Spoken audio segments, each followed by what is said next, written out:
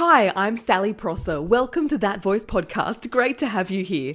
I believe your voice matters and deserves to be heard.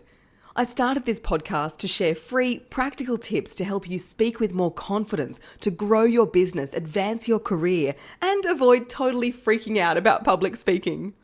As a former TV journalist and company spokesperson, qualified speech and drama teacher, TikToker, and general lover of life, I know firsthand about the power of showing up with confidence. Your voice is the soundtrack to your personal brand. Are you ready to turn it up? Hey, welcome to episode 71 of That Voice podcast. My beautiful guest today is Lisa Cox. Lisa's a writer, a speaker, an all-round lovely human who's out there changing the way disability is represented in mainstream pop culture. And she speaks from experience. At just 24, she was at Melbourne Airport and out of the blue had a brain haemorrhage.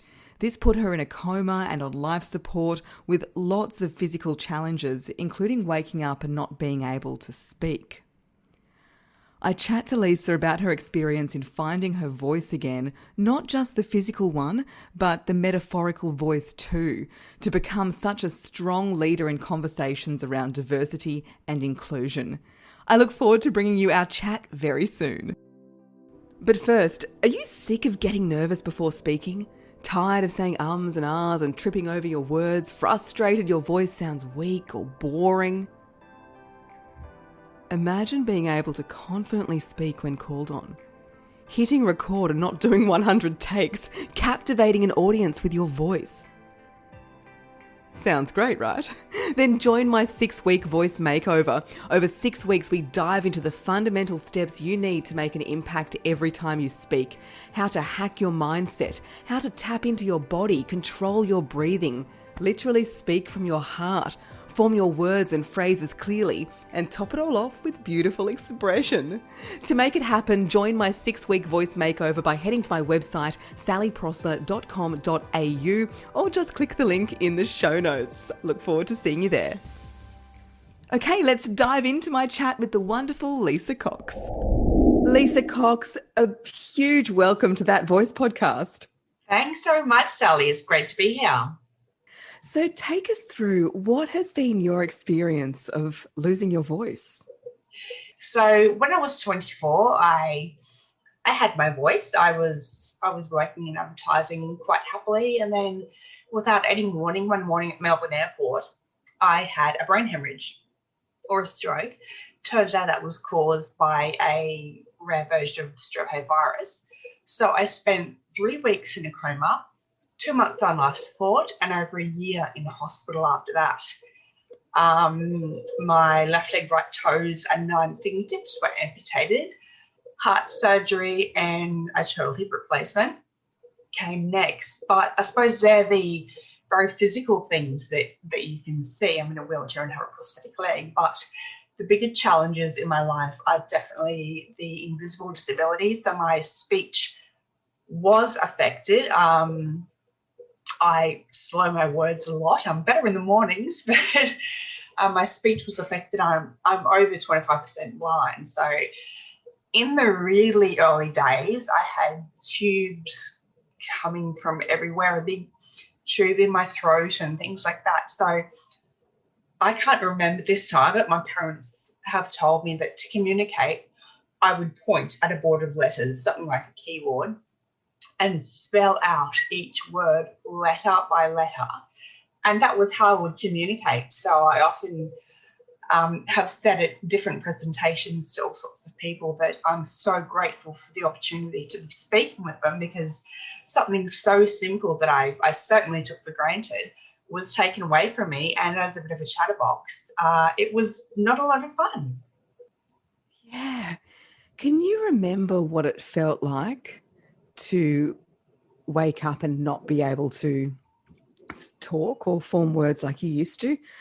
My goodness, speaking of not having a voice, I've just had a little small bout of a sore throat for the last couple of days. No, I'm sorry. Not good for a voice coach.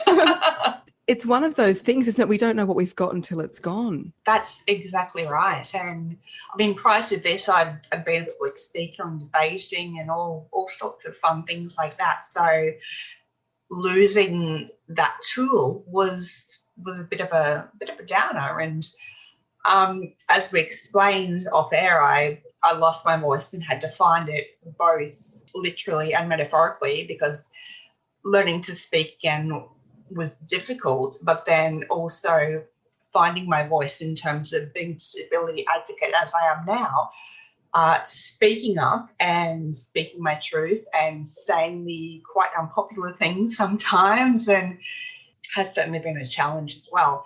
But I don't have a very clear recollection of when I first came out of coma and was trying to communicate.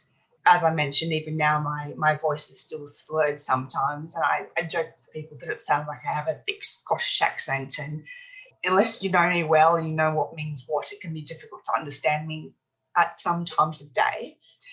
But it's been a bit of a journey, but learning to speak coherently again was a bit difficult, and something that I still struggle with time to time, to be honest. Yes, I think everybody struggles to speak coherently from time to time. I know I certainly do. So, Lisa, you are out there as a really strong voice for people with disabilities. You are just killing it. You're always out there looking amazing. I admire you so much. Take us through, what are the challenges in finding that metaphorical voice? The one thing I'll preface this by saying is that I never, ever have intended to speak on behalf of every single disabled person. I don't think anyone should, and I think it's really dangerous when people try to.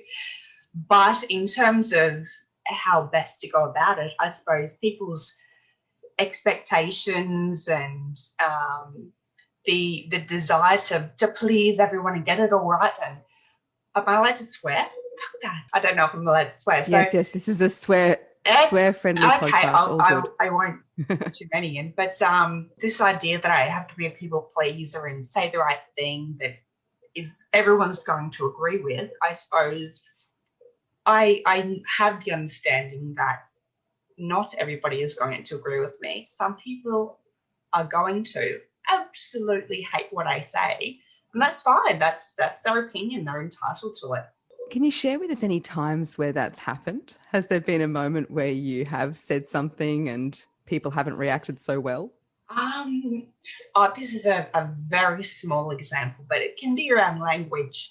So in the disability sector, some people prefer certain words to be used and others don't. So I always try and say this is my opinion, or this is what I personally feel or have experienced, but obviously it's different for everybody else. So something as small as people with a disability versus disabled people, or really small nuances like that in language structure, can rub some people up the wrong way. So I do try to speak from my experiences only. Yeah, I think that's a really great example, because it's one of those areas where everybody wants to be saying, for want of a better word, the right thing. Oh, for sure. And having spent the first 24 years of my life without a disability, I really wanted to say the right thing and be inclusive, and the person was terrified of stepping on someone's toes and offending people. So I absolutely understand and can empathise with non-disabled people today who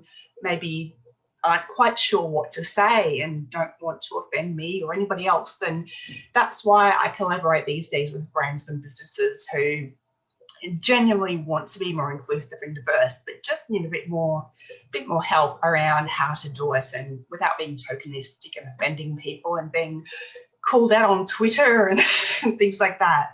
Oh gosh, it can be a bit of a minefield, can't it? I think it comes down to intention. I mean, I'm working with journalists at the moment for Media Diversity Australia, trying to educate them about the right language to use. Something as small as Lisa is a wheelchair user instead of Lisa is wheelchair bound or confined to a wheelchair. That's just one really small example, because I know that journalists don't go out of their way to be absolute assholes. They're great people. They just need that education. So I think it's about intent. And if you know someone is had no malice intended, then it's very different.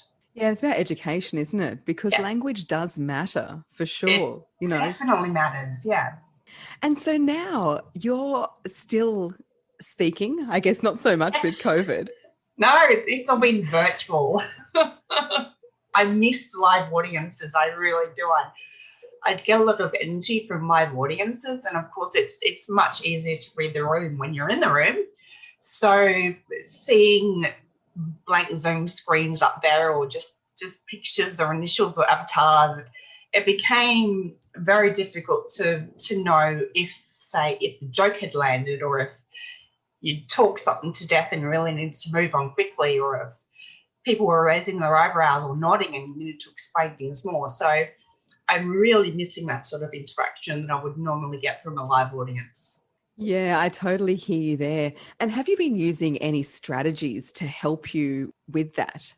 Like, I know I imagine the audience is in front of my computer screen. I imagine they're all loving it. I imagine they're all laughing at my jokes. I would certainly like to think that too. Some of the presentations are ones that I've done before when I did have a live audience. So I do have an idea of what is funny and what is not, and things like that. And other times I just either laugh at my own joke or assume that it's not funny, just keep moving along.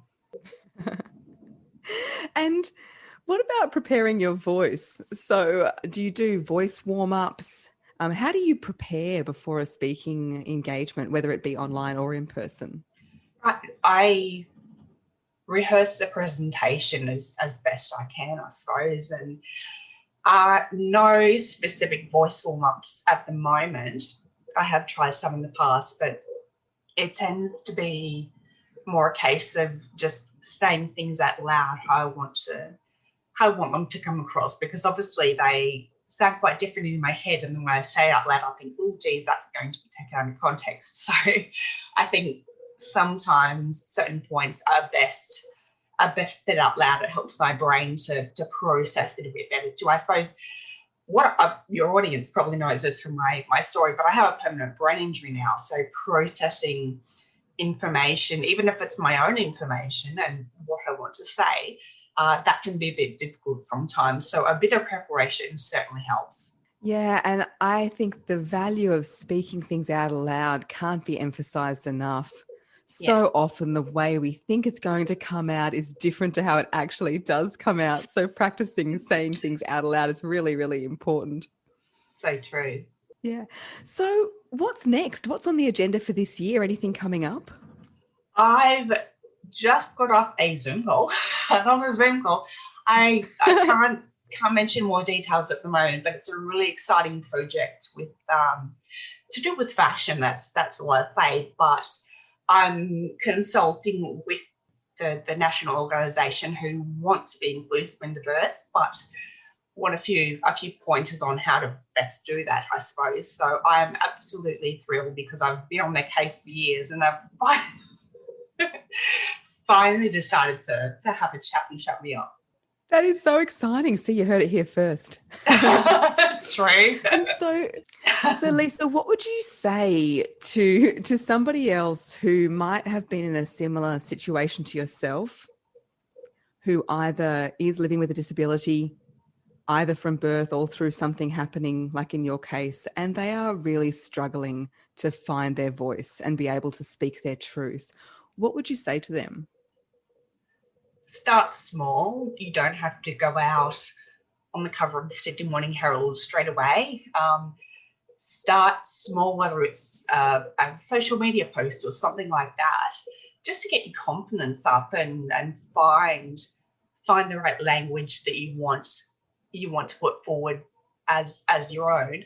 I suppose I'm a really fierce advocate now, but I am in some ways grateful that I didn't have access to an Instagram account 16 years ago when I first acquired my disabilities, because I would have been saying all sorts of weird and wonderful things that really were either not right, in that they were the incorrect language to use in the disability community, or that they just aren't true today. So starting really small and getting comfortable with sharing your thoughts, even if it is to just a really close circle, family, friends. My husband hears far too much of all the things running through my head, and then grow that slowly.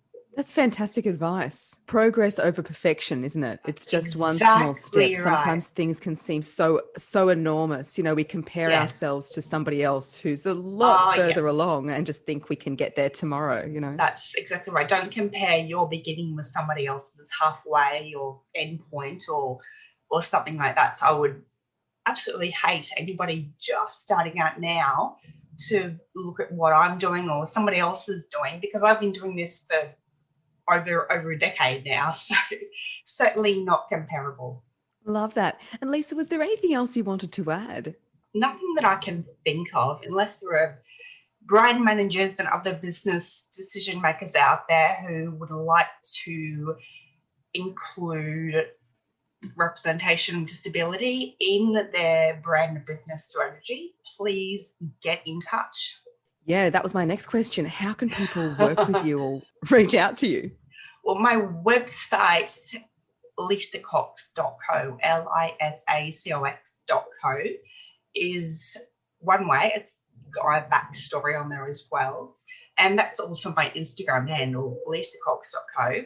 I am on other platforms, but very rarely check them. And I think it took me 6 months to reply to a LinkedIn message from you or somebody else recently. But Instagram is definitely the platform where I spend most of my time and do most of my work. Oh, fantastic. Lisa Cox, thank you so much for joining That Voice podcast. Thank you, Sally. Thanks for listening to That Voice podcast. For episode details straight to your inbox, leave your email at www.thatvoicepodcast.com.